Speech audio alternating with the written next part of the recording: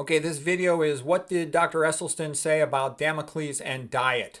So this guy right here was actually the real king, King Dionysius of Syracuse, a town in ancient Greece, right around where Sicily is today. And basically, he was the king, and Damocles was actually a courtier, sort of a flatterer of the king. And he said, "Oh gosh, I'd really love to be king. It must be so great being the king. You got all this money, all these foxy babes all over the place. You got all this power. Wouldn't that be great?" And Damocles said, "Sure, I'll let you be king for a day."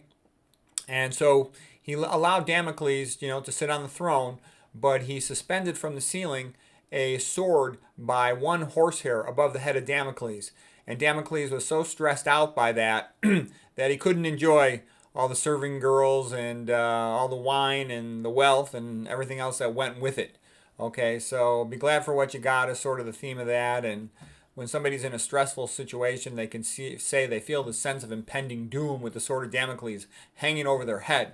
Okay, so Dr. Esselstyn comes in when he noticed by reading about the epidemiology around the world that there was essentially zero coronary artery disease in other places in the world, non-Western places in the world where they still ate a plant-based diet. Okay, so Esselstyn did his study over the years, and he found, for example, in one study that 167 patients in a row who followed his diet, low-fat vegan diet with no oil, no meats, no sweets, they had zero coronary events, okay? And it was incredible how this low-fat vegan diet totally empowered the patient. The nearest thing was a so-called Lyon study, Lyon study, where they did an optimized version of the Mediterranean diet. And Esselstyn study is more than 32 times better than that, okay? There's nothing even close to it. You don't get coronary artery disease when you eat a low-fat, low-sodium vegan diet with no oils.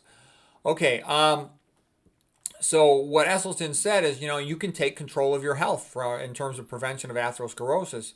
Esselstyn said you can make yourself heart attack proof. He always says no oil, not one drop. And I can tell you, that's the way to talk to people. That's what works. That's sort of almost biblical thinking. Thou shalt not eat oil. Thou shalt not eat meat.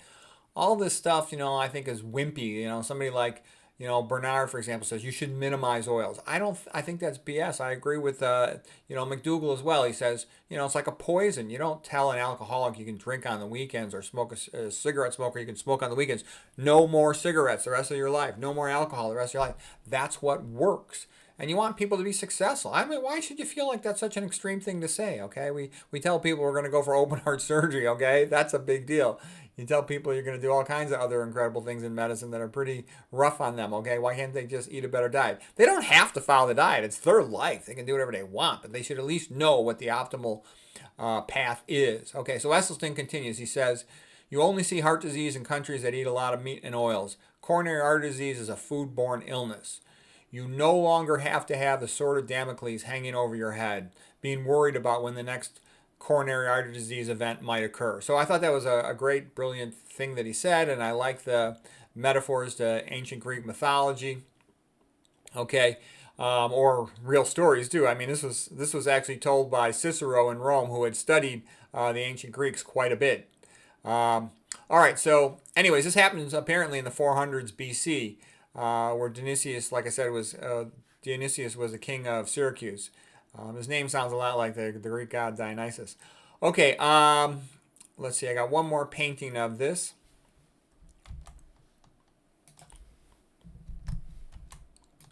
I actually kind of like this painting better because it's in a story form. The other one fit better on the previous page because I had a lot of text, right at the beginning there. So in terms of the story, you see the flow. So here's King Dionysius, here's Damocles, enjoying being the king. Got the foxy babe on his lap with a cup of wine, all this wonderful food, all these other servants and courtiers around him. But there, suspended by a horsehair is a sword of Damocles hanging over his head, and he freaked out by that. And he said, I don't want to be king for one day. I don't want to be king anymore. This is too dangerous. It's too scary. It makes me too stressed out. So anyways, the great thing about it is, it's like, me, for example, because I ate the low-fat vegan diet, I'm not worried about coronary artery disease. I'm not worried about impotence. I'm not worried about any disease, really. I'm more worried that, eventually, the Democrat commies will come, and then, I'm a Christian. They're going to bump off all the Christians, and, I'm an academic, teacher helping the pros. They're not going to like me. But, I'll do the best I can while I got the time to do it. and hopefully the Christianity and freedom will continue in the United States. So anyways, it's a good story here of the sword of Damocles being avoided by going low-fat vegan in terms of health problems.